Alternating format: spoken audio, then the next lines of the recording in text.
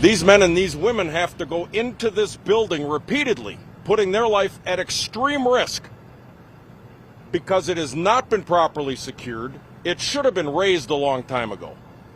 I'm not the one.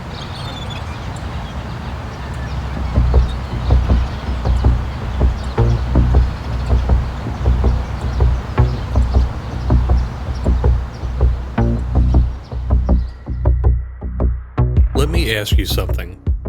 How would you like to live in a neighborhood with a mall that was once bustling with life, only to be abandoned and now the center of decay, crime, and misfortune? This is the abandoned Northridge Mall in Milwaukee, Wisconsin.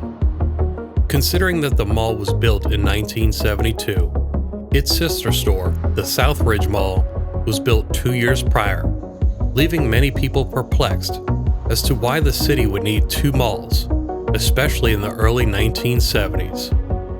This meant competition with its own family from the same owners.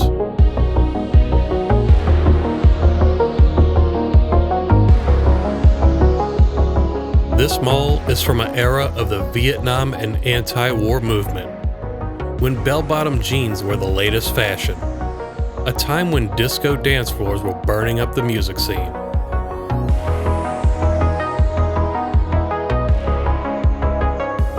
Malls have always been a hangout for bored teenagers or families looking for something to do on a rainy day. But as time passes, malls seem to be more of a dying relic than a reality. Throughout this episode, I want to share with you this mall's extensive history and what led to the ignorance of why this mall was left in such disarray. So let's experience some of the most ominous backroom hallways in existence and the mall's stunning 1970s visuals as I take you back to the past.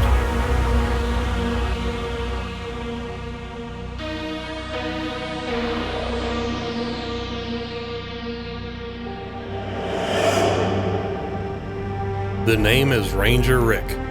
My mission in this series is to go back to the past, dig it up, search for clues, and stay curious. In each episode, I tell stories of abandoned places and their history. So come with me, let's explore together and see what we can find.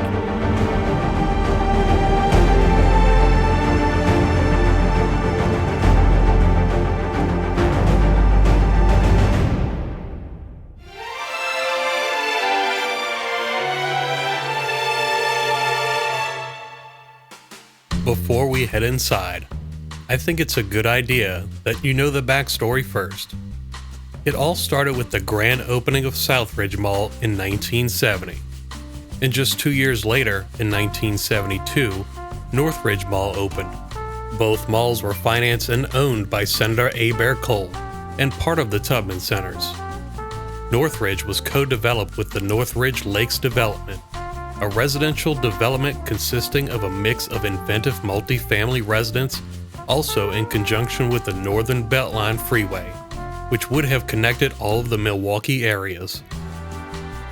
The mall was planned to be a 2-level mall with 4 anchor stores: JCPenney, Sears, Boston Store, Gimbel's, and a movie theater, which was initially 3 screens, but expanded to 6 screens in later years.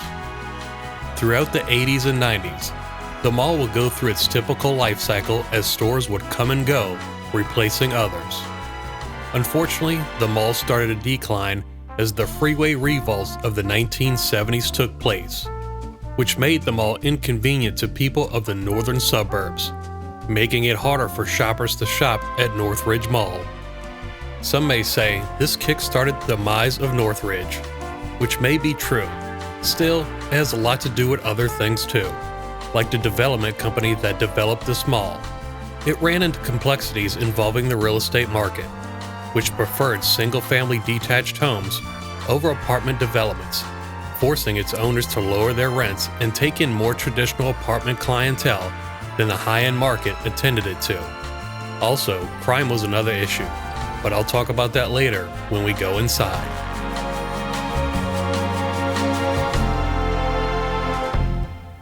The reviews are in and the new scenes at Northridge are a must-see. Even Cisco and Ebert would have to agree with 2 thumbs up.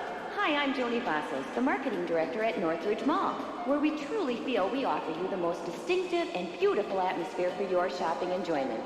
Ever since we tripled the number of plants and flowers in the mall, we've been in full bloom year-round, with our beautiful environment setting the stage for an enjoyable shopping experience. Outside, you'll notice our parking lot signs feature flowers, too, making it easy for you to remember where you park. And I must admit, our new parking lot lights were a very bright idea. And by now, our free customer shuttle is probably ready for a new set of tires. It's been a popular addition that escorts you to and from the mall. With 4 major department stores and 130 other shops and services, we're sure you'll find the perfect arrangement of selection, savings, variety, and value. For times like these, shop Northridge Mall.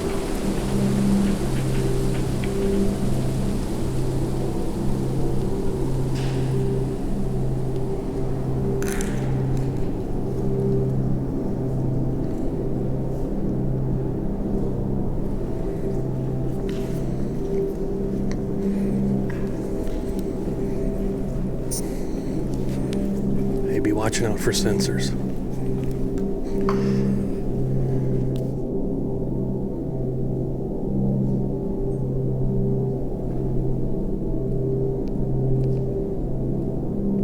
Hey. You see anything?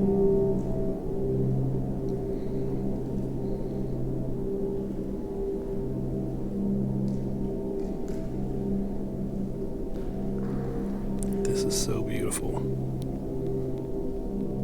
I know this mall's kind of tagged up, but it's so grand in here. Like, look at this. Whew, boy, this mall's beautiful. And right now I'm with Condition Orange, so make sure you go follow him, and I'll link his channel below. Look at this place. Wow. This is gorgeous. This mall seems to be the center for bad intentions.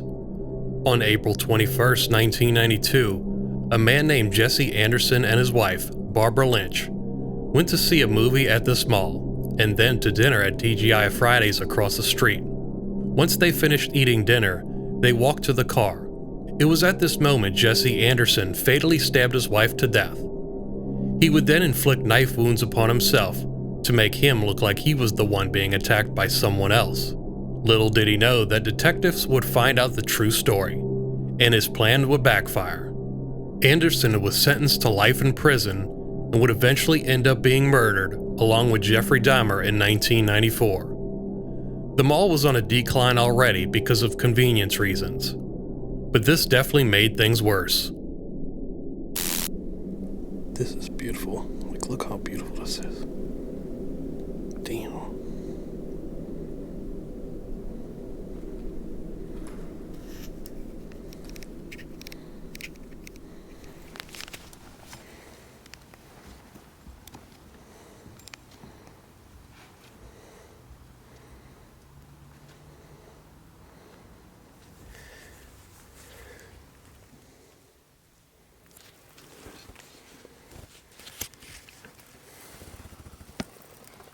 What the hell is that, dude?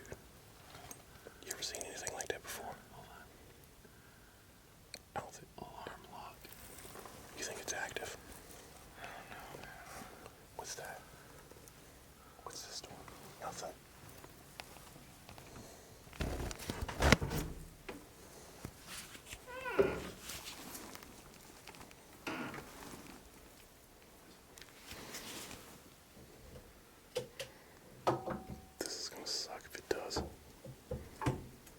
For those of you who may be lost on what we're doing, we are in the mall's front half, simply trying to avoid newly installed sensors and alarms. We found some backroom hallways, which would allow us to continue. Some may think we're looking for trouble, but we're here just to document this place before it's demolished.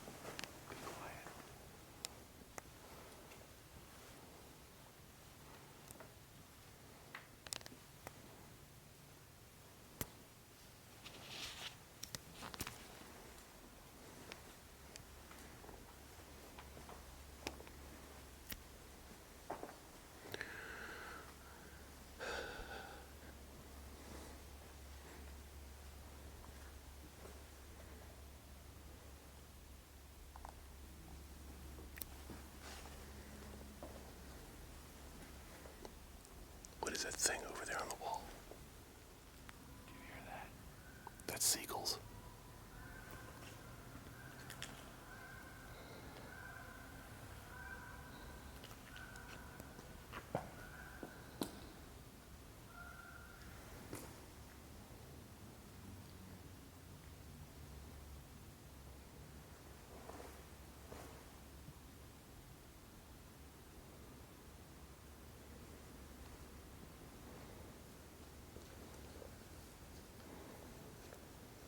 A popular U2 star is bringing new life to an abandoned mall on Milwaukee's northwest side. Last week, Casey Neistat filmed his holiday video inside the old Northridge Mall, turning it into a winter wonderland for local children. Ricky Mitchell has the story new at 10.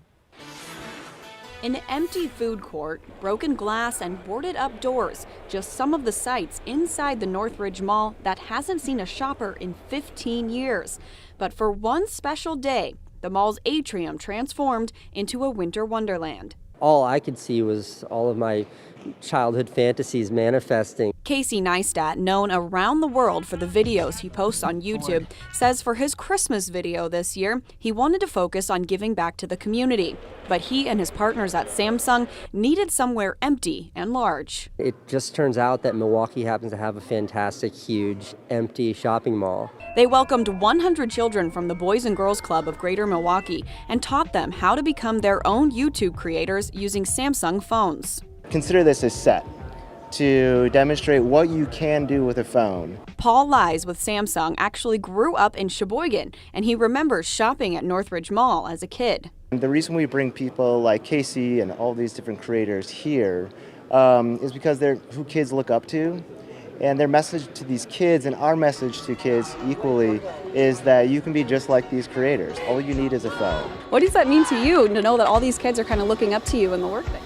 Well, I see it as an opportunity, and an opportunity to sort of, elevate young kids and let them know that now, because of technology, they're empowered in ways that they've never been empowered before. Reporting inside Northridge Mall, Ricky Mitchell, today's TMJ4.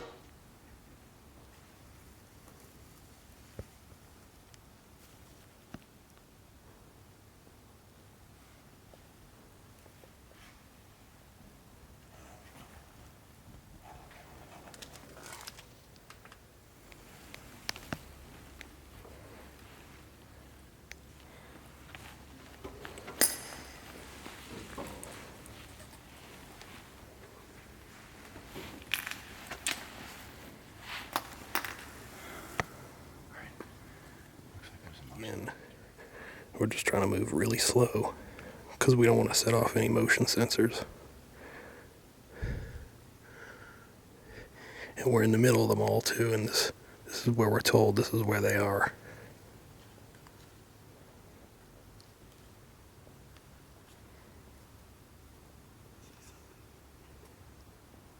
Yeah.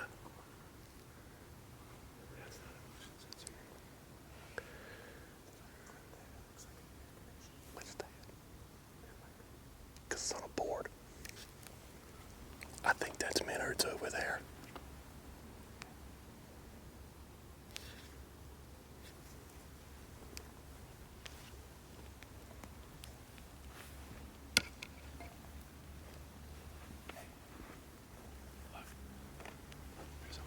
Stop moving. There's a wire right there. It's cut. And it went. He taped it. That might have been the alarm. Maybe. Just look. Yeah. I see it. Hey. It looks like a bell right there.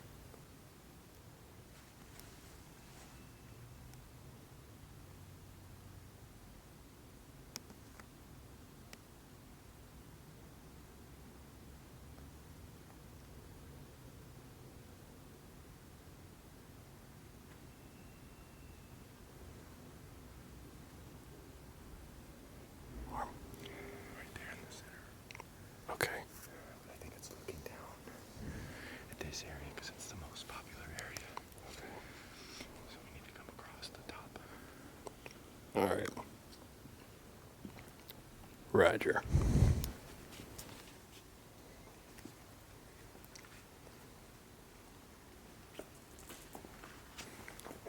were they doing here?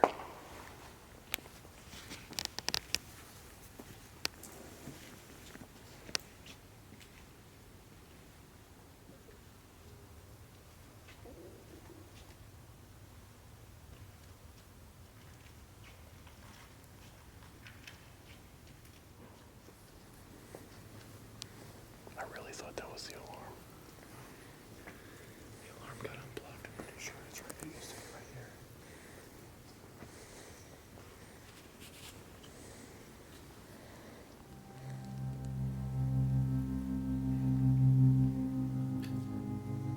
As time passed, the mall saw fewer and fewer shoppers.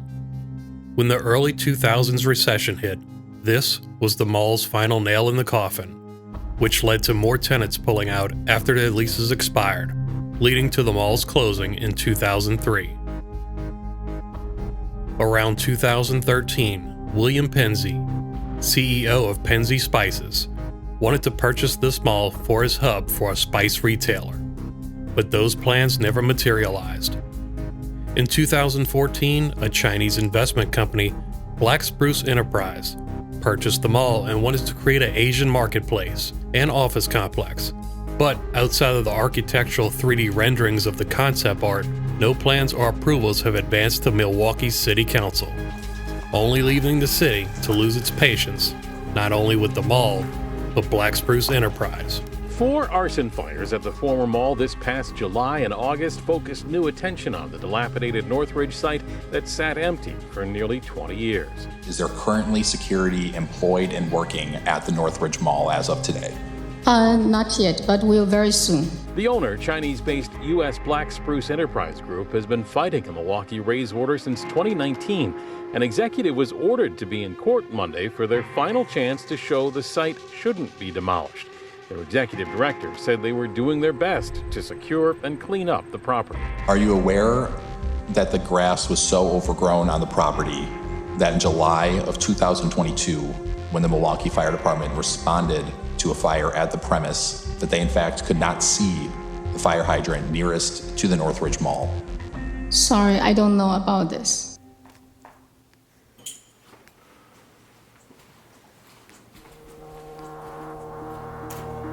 It is unfortunate. Obviously, the plaintiff expended a substantial amount of money to buy the property, but it's obvious and inherent in the record that they have not maintained it. The judge said the company is in violation of numerous municipal codes, and the city has every right to order the property be torn down for the safety of the community. Black Spruce is ordered that they immediately commence the process of raising the properties. So, Nick, could Black Spruce just appeal this order? They could do that, Joyce. They wouldn't comment afterward. They could also just walk away from this site. The city would then foreclose on it and would have to pay the $10 to $12 million cost they estimate it would be to raise the properties here. The judge ruled, though, that no matter what, Black Spruce has to pay $109,000 in fines for contempt, as well as for the cost of the fire department and police department responses here at the site. We'll, of course, keep monitoring the site to see if any of that physical work actually does get underway. In recent times, the mall had so many awful things happen. Not 1, not 2, not 3, but 4. 4 major fires in the same month. This has to stop. We are already taxed beyond belief on the Milwaukee Fire Department. We are breaking every run total record the Milwaukee Fire Department has ever had. And now we gotta come out here because the owner won't secure the building? At tremendous risk to my firefighters? No. Damn, look at all that mold.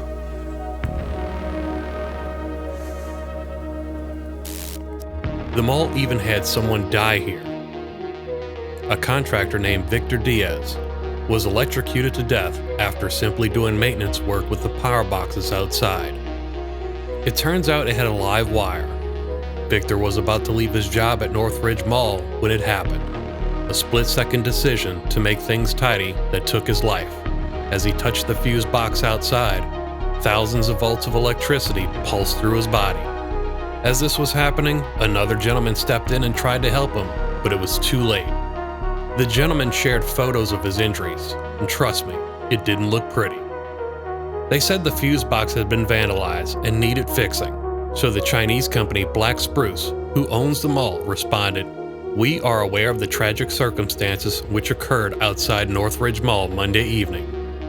We are sorry for the family's loss and will fully cooperate with authorities." So here it is 2 decades later, and nobody seems to be doing anything about it. The mall has been sitting since 2003, and it's near impossible to get Black Spruce to cooperate because they live in a different country.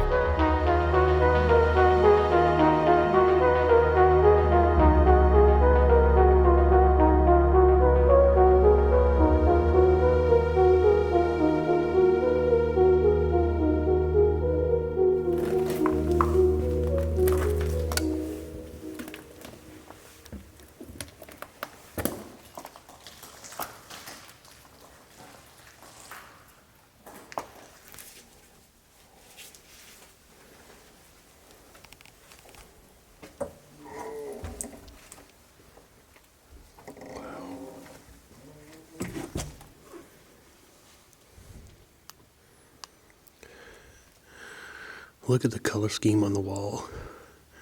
Looks like it's red, brown, and yellow color scheme. That's so cool. We shouldn't cross. We shouldn't go on that hallway. And we shouldn't be up here because of how close we are to that. Alright.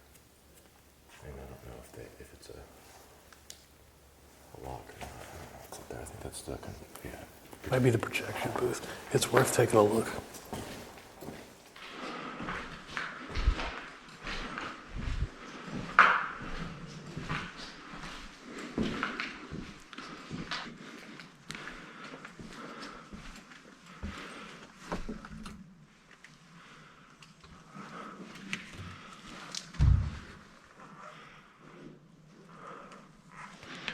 Rick.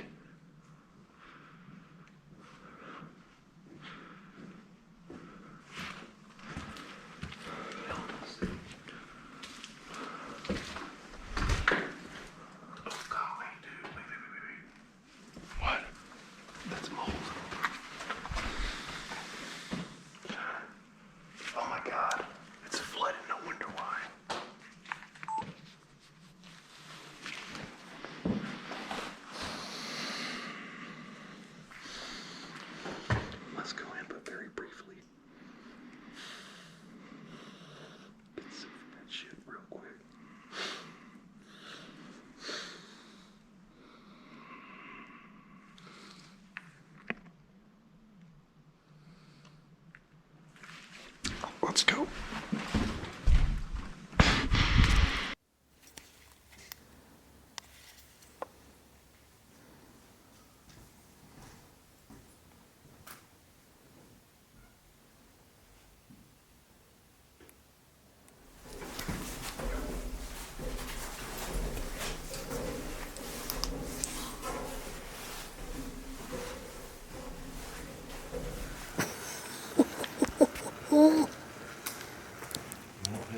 In the center? Okay, I'll take a picture of it. No, the center over there, I mean. You could. And do what with it? Take a picture? Was it a thumbnail? No. Whatever.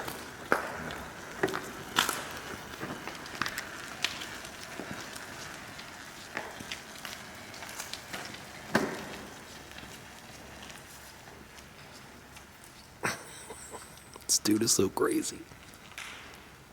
This dude's gonna get us caught.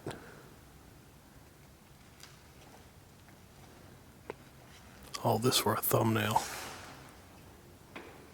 Come on, bro.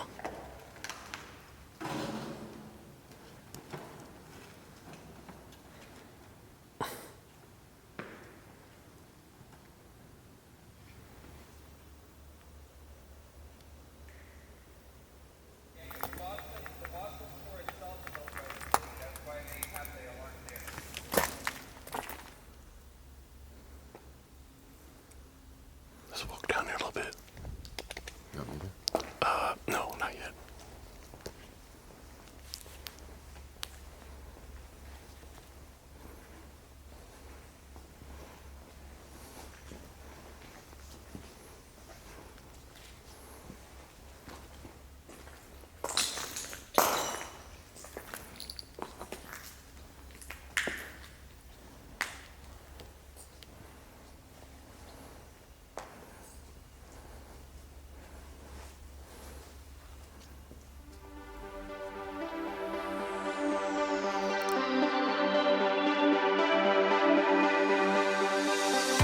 I recorded this episode in 2022, and as you can see, the entrances were never maintained or sealed.